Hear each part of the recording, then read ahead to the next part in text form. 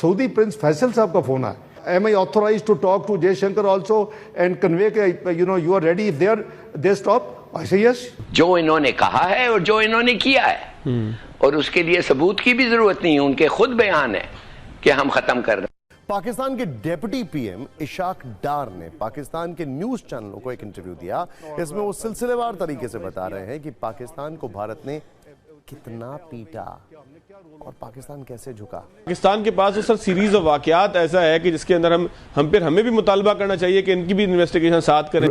Prince Faisal ने को 20-25 में फोन किया कि मैंने जयशंकर साहब को यह कह दिया, तो बात यह है कि अगर ये उन्होंने अपना किरदार अदा किया। पाकिस्तान के विदेश मंत्री इशाक डार ने एक टीवी चैनल को दिए इंटरव्यू में कहा कि भारत पाकिस्तान सीजफायर में ट्रंप या अमेरिका नहीं बल्कि सऊदी प्रिंस का रोल था। क्या लग रहा है कि ये इंडिया की तरफ से एक दफा फिर पाकिस्तान को इस जंग में घसीटने की कोशिश क्यों की जा रही है? क्या इंडिया का टारगेट पाकिस्तान का न्यूक्लियर प्रोग्राम है?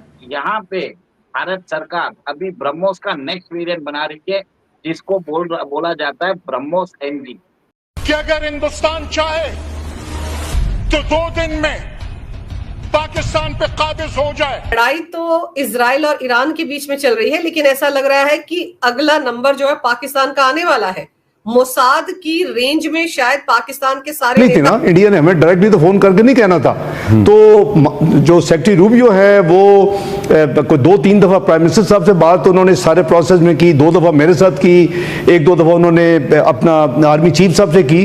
तो कोशिश जाहिर है बाकी ममालिक ने की, सऊदीया ने की, यूएई ने बैकडोर में कोशिश की, टर्की ने सबसे पहले रीच आउट किया, ये सारे हमारे, कतर ने किया, कुवैत ने किया, सारे ममालिक जो थे, यूके डेविड लेमी कई दफा रब्ता किया उन्होंने।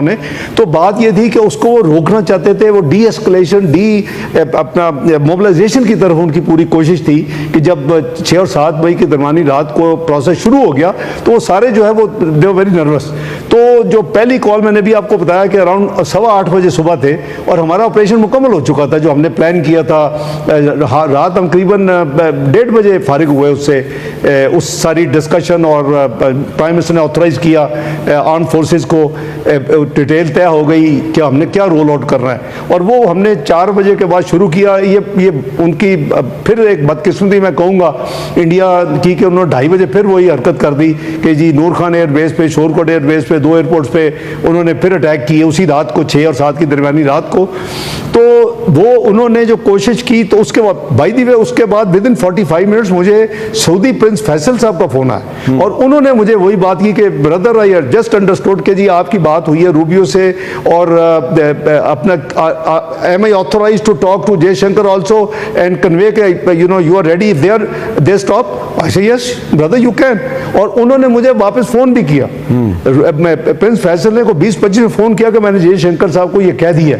तो बात यह है कि अगर ये उन्होंने अपना किरदार अदा किया है और वो क्रेडिट लेते हैं, 13 दफा ले ले, 130 दफा ले लें, हमें उसको वेलकम करना चाहिए। It was a noble gesture on their part that they kept trying. हैरानकुन खबर है, मैं यही कहूंगा, अभिनंदन की वापसी सरेंडर था। ये पाकिस्तान का वजीर दिफा कह रहा है। पाकिस्तान का वजीर दिफा कह रहा है कि 2019 में उस वक्त के वजीर आजम और उस वक्त के आर्मी चीफ ने इंडिया के सामने सरेंडर कर दिया था। अवान में जो टांगें कांपने की बात की गई, ये तारीख है जिस पर हम शर्मिंदा हैं। मतलब उन्होंने कहा कि बिल्कुल हमारे आर्मी चीफ जो है उनकी टांगें भी कांप रही थी। अवान में ये जो हमने बात की, हम उसके ऊपर बिल्कुल खड़े हैं और हम शर्मिंदा हैं। उस वक्त के आर्मी चीफ और वजीर आजम ने मिलकर कौमी वकार को ठेस पहुंचाई। मतलब कि उन्होंने ऐलान किया है कि 2019 में पाकिस्तान हार गया था, इंडिया जीत गया था। जब पाकिस्तान ने उनके 2 तैयारे गिराए थे, अभिनंदन पकड़ा था, उन्होंने कहा कि अभिनंदन को वापस करना जो है वो हमारे कौमी वकार का सौदा था, सरेंडर था हमारा। ये माशाल्लाह पाकिस्तान के अपने डिफेंस मिनिस्टर ये मान रहे हैं। इन्होंने तफसील से बताया कि हमने 48, 65, 71 तमाम जंगें हारी हैं। कारगिल 1999 तक ही आ गए। उसके बाद अगला हमारा जो कॉन्फ्लिक्ट 99 के बाद वो 2019 में ही हुआ था।